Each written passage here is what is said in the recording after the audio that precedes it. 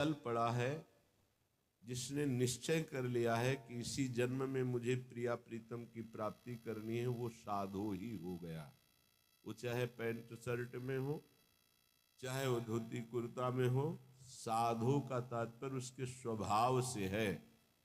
बाहरी वेश से केवल साधु नहीं माना जाता। वेश के साथ आचरण नहीं है तो वेश तो कालनेमि ने भी रख लिया था। वेश तो बहुत से कत्ल करके भी रख लेते हैं, वेश तो बहुत से चोर और ठग भी रख लेते हैं। वेश रखने में कितने मिनट लगता है? थोड़ी देर के लिए वेश रखा, फिर सांसारिक वेशभूषा में फिर ऐसे विचरण करो। कई ऐसे प्रसंग पाए गए। वेश का खास महत्व आचरण से है। यदि आचरण नहीं तो वेश का कोई खास महत्व नहीं। साधो सकनोसि नो चेत सकलमपि हठात स्वप्न कल्पम विहातुम। अय साधो, अय उपासक, तू इतना बात समझ ले कि जितना तू इस संसार का वैभव सुख देख रहा है, एक स्वप्न है, स्वाप्निक है, काल्पनिक है, सत्य नहीं है। हे साधो सकनोसि नो चेत सकलमपि हठात स्वप्न कल्पम विहातुम।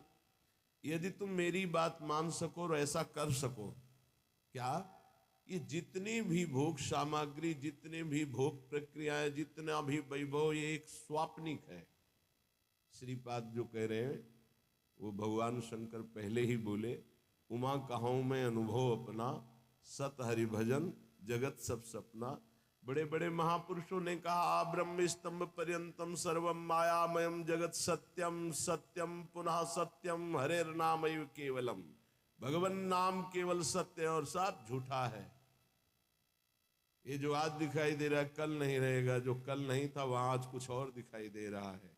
बड़ा विचित्र माया का खेल है, ये काल्पनिक है, स्वाप्निक है। तरी तुम ध्याय, तुम ध्यान करो। किसका? बोले वृंदावन मनुष्यम अथो उपास्य, जो वृंदावन में रात दिन जिनकी उपासना होती है, श्यामा श्याम, इनका तुम ध्यान करो। इस संसार का चिंतन मत करो, ये काल्पनिक है, ये स्वाप्निक है, ये नष्ट होने वाला है। बोले बहुत कठिन है प्रिया प्रीतम का चिंतन करना, श्यामा श्याम का चिंतन करना। तो बोले वृंदावनेशव, वृंदावन आ जाओ, यहां आध्यात्मिक पावर तुम्हारे हृदय में जागृत होगा। बहुत बड़ी सामर्थ्य है धाम की। तुम्हें सत्संग मिलेगा। जब भगवान विशेष कृपालु होते हैं तब सत्संग में भेजते हैं। कोई कोई कृपा की अवहेलना करके सत्संग से लाभ नहीं ले पाते हैं। कोई बिरले होते हैं जो सत्संग रूपी अमृत का पान करते हैं। क्या सत्संग रूपी अमृत से मिलता है? बोले तन नाम अन्य व नित्यम जप, अन्य नहीं, तन नाम। तन नाम श्यामा श्याम का। जहां कहा तरही तुम ध्याये, श्यामा श्याम का ध्यान करो। कौन? वृंदावन मनुष्यम अथो उपास्य, वृंदावन में रात दिन जो उपास्य देव हैं, जिनकी उपासना होती, तरही तुम ध्याये, उनका ध्यान करो, श्यामा श्याम का। बोले बड़ा कठिन है, कैसे ध्यान करूं? तो बोले वृंदावनेशव, आओ वृंदावन, और वृंदावन में रसिकों का संग करो तो तन नामान्यव, तुम्हारे हृदय में अन्य भाव हट करके नाम में प्रीति होने लगेगी। तन नाम, राधा राधा, राधा वल्लभ श्री हरिवंश, राधा वल्लभ श्री हरिवंश। नित्यम जप, नित्य जप, तो तुझे दिखाई देने लगेगा कि संसार स्वाप्निक है। सतत मथो तत्कथाम संसृणुस्व, तू निरंतर सत्संग सुन, भगवत चर्चा सुन। इसका बहुत बड़ा प्रभाव पड़ता है। बड़े बड़े चोर भगवत प्राप्त हो गए, हिंसक भगवत प्राप्त हो गए सत्संग से। सतत मथो तत्कथाम संसृणुस्व। देखो भगवान की विशुद्ध कृपा का फल आप अपने ऊपर। आप यहां 2 बजे से, 2:30 बजे से, 3 बजे से ऐसे तैयार होकर पंक्ति में खड़े रहते हैं। सत्संग सुनने के रसिक जन हैं, 4:15 बजे से सत्संग प्रारंभ हो जाता है। आप लोग यहाँ आकर के केवल वो वार्ता ही तो सुनते हैं ना, लौकिक वस्तु तो कोई नहीं मिलती कि बाद में प्रसाद मिलेगा। ये है भगवान की विशुद्ध कृपा कि आप अपनी नींद का त्याग करके, आराम का त्याग करके, शरीर सुख का त्याग करके भगवत सुख के लोलुप होकर सत्संग में बैठे। ये केवल भगवत कृपा है, केवल भगवत कृपा। बिनु सत्संग विवेक न हुई और राम कृपा बिनु सुलभ न सोई। भगवान की कृपा से ये सुलभ। कितने सत्संग में सुन रहे हैं, कितने भारतवासी हैं, कितने हैं, विचार करो। 140 करोड़ कितने लोग सुन रहे हैं, या कितने यूट्यूब से सुनेंगे, उनमें से कितने पकड़ेंगे, भगवत कृपा पात्र ही सुन पाएंगे। सतत मथो तत्कथाम संस्रुणस्व। भगवत प्रेमी महात्माओं के मुख से भगवत चर्चा सुनो, प्रिया प्रीतम का नाम जप करो। और बहुत जोर की बात करें, अगर नाम में प्रीति नहीं हो रही, भगवत चर्चा सुनने में प्रीति नहीं हो रही, तभी तुम ध्याये वृंदावन। रात दिन जिनकी उपासना कर रहे हैं रसिक जन, उन प्रिया प्रीतम का ध्यान नहीं हो रहा, तो फिर कह रहे श्रीमद वृंदावन स्थानत परिचर भो भोजना छादनाद्यैः वस्तु कोटि गुणम श्रुतम सकृतम वासो नवासादिभिर। तुम्हें एक उपाय बता रहे हैं जिससे तुम्हें जल्दी लाभ मिल जाएगा, कि जो वृंदावन वास कर रहे हैं भगवत प्रेमी जन, आप उनकी सहायता कर दो, परिचर्या कर दो। भोजनाच्छादन यदि, उनके जल की व्यवस्था, भोजन की व्यवस्था, वस्त्र की व्यवस्था, वास की व्यवस्था। वस्तु कोटि गुणम श्रुतम सुकृतम वासोन्नवासादि भी। वस्त्र है, अन्न है, जल है, व्यवस्था उनके रहने की। तो बोले जो ऐसा करता है तो अन्य जगह से करोड़ गुना बढ़कर उसको यहां लाभ मिलता है। वस्तु कोटि गुणम श्रुतम सुकृतम। सुकृतम माने होता है पुण्य। जैसे आप गांव में अपने 50 को भोजन पवावें और फिर संगम प्रयागराज तीर्थ में जाके भोजन, तो बहुत बड़ा अंतर हो गया। फिर काशीपुरी में, द्वारिकापुरी में, अयोध्यापुरी में, मथुरापुरी में, कांचीपुरी में, अवंतिकापुरी में, इनमें पवाएं तो उससे भी बहुत बड़ा अंतर पड़ा, बड़ा लाभ मिलेगा।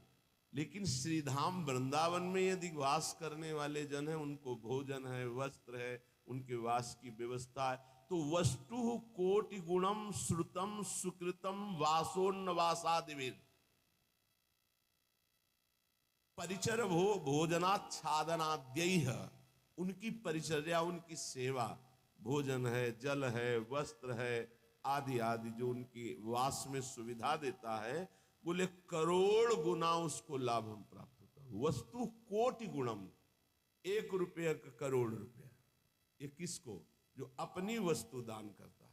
दूसरी बात, जो ये मान के कि प्रिया प्रीतम प्रभु की दी हुई वस्तु प्रभु के जनों में लग रही, तो उसे भगवत प्रेम प्राप्त होता है, उसकी नाम में रुचि हो जाएगी, उसकी प्रिया प्रीतम के ध्यान में रुचि हो जाएगी, उसकी भगवत चर्चा सुनने में रुचि हो जाएगी। वस्तु वही दी, फल 2 हो गए। एक हो गया प्राकृतिक फल, 1 रुपए का 1 करोड़ वापस मिलेगा, और एक हो गया वही वस्तु दी और भगवत प्रेम मिलेगा। नाम में प्रीति, धाम में प्रीति, लीला में प्रीति, प्रिया प्रीतम में प्रीति।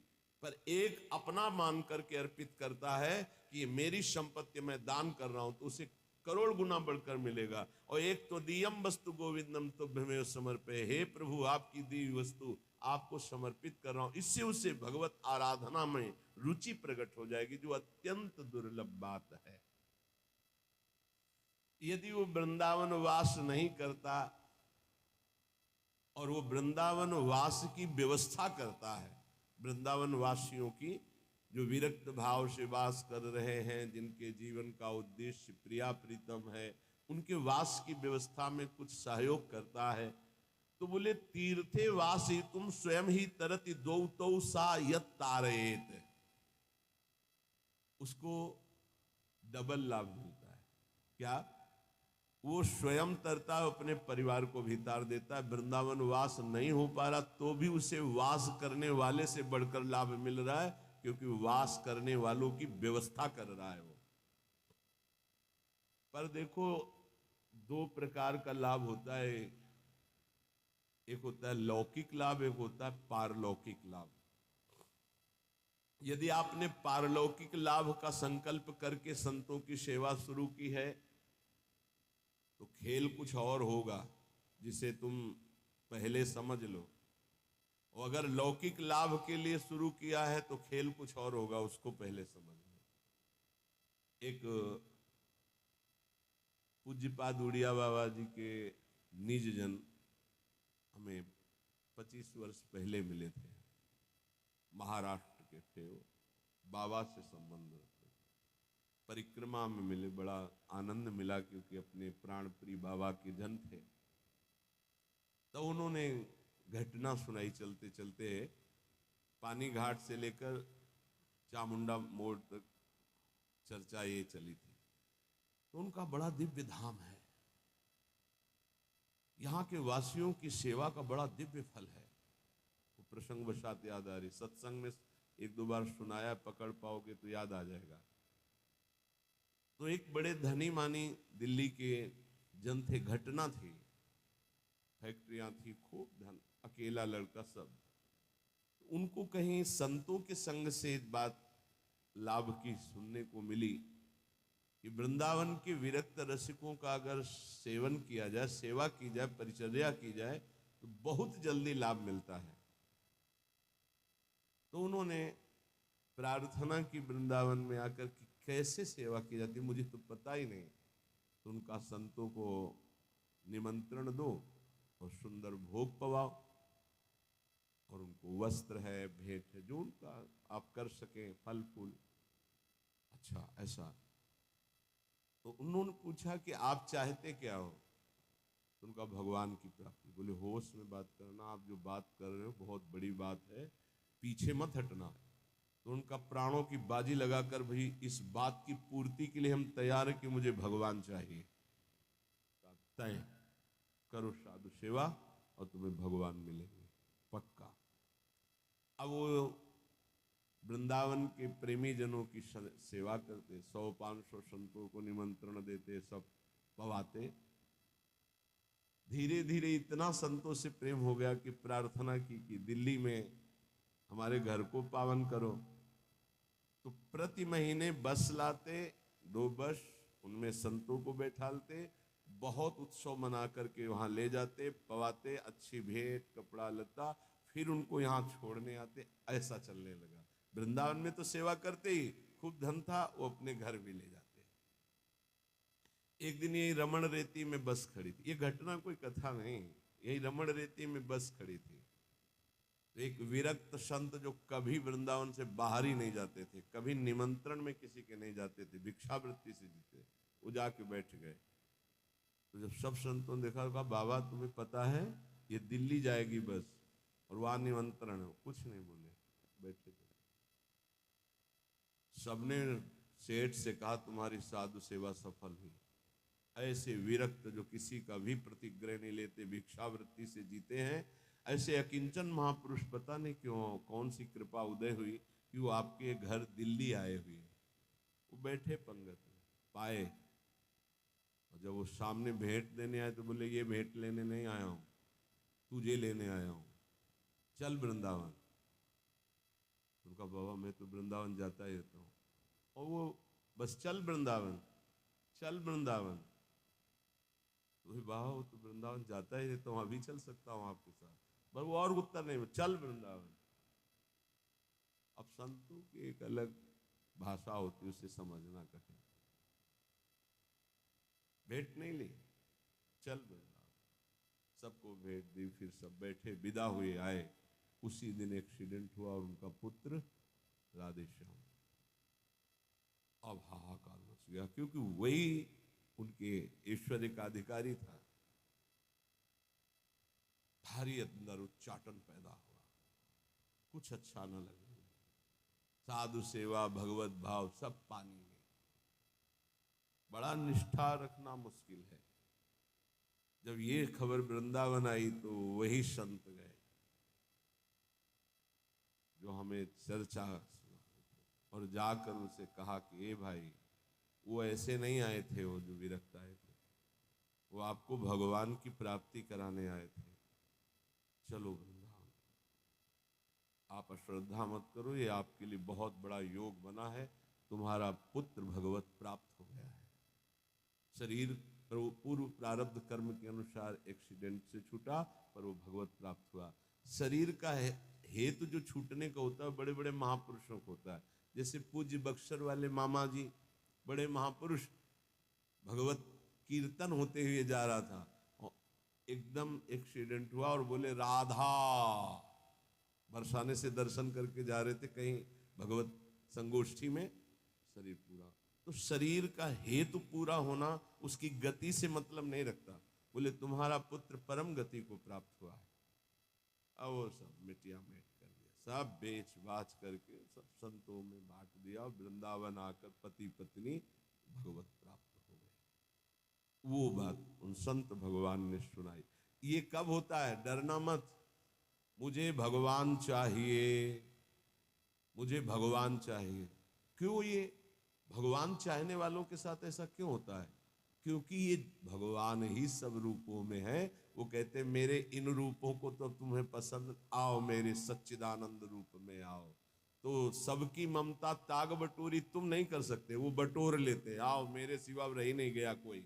ये कृपा होती है।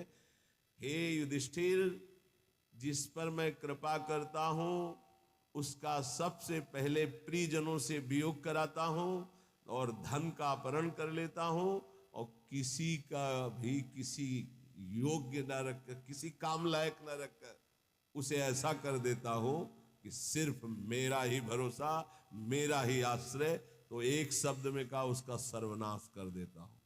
आओ होली खेलो। सर्वनाश की होली खेलना हो तो श्री कृष्ण से प्यार करना। डर गए ना?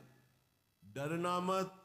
सर्वनाश का मतलब है तुम्हारी मृत्यु का नाश, तुम्हारे काम क्रोध लोभ मोह मद मत्सर हर विकार का नाश, और सच्चिदानंद स्थिति में। ऐसा नहीं है कि सबके धन का अपहरण कर ले। अम्बरीश जी चक्रवर्ती सम्राट, दशरथ जी चक्रवर्ती सम्राट, वृषभानु जी, नंद बाबा, बड़े बड़े महाभागवत ही हैं जिनके आंगन में भगवान घुटने के बल खेल रहे।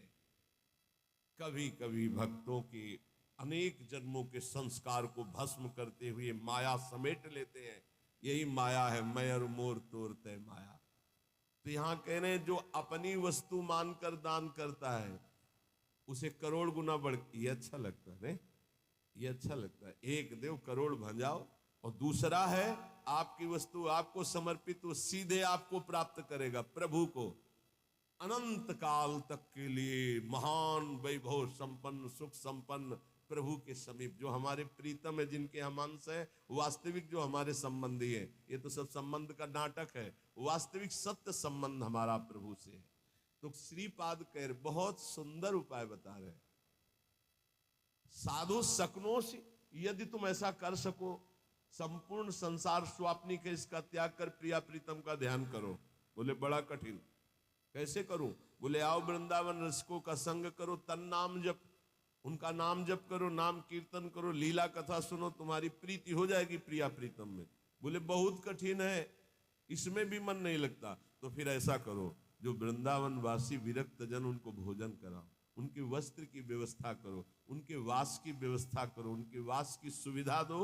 वस्तु कोटि गुणम श्रुतम सुकृतम वासोन्न वासादि भी, वस्त्र और वास आदि की व्यवस्था, भोजन भोजनाच्छादन की व्यवस्था। तो बोले वास ही तू स्वयं ही तरते, वो स्वयं तर जाएगा। और दो तव स यत तारेत, और दो को तार देगा, आगे की पीढ़ी और पीछे की पीढ़ी, उनको भी तार देगा।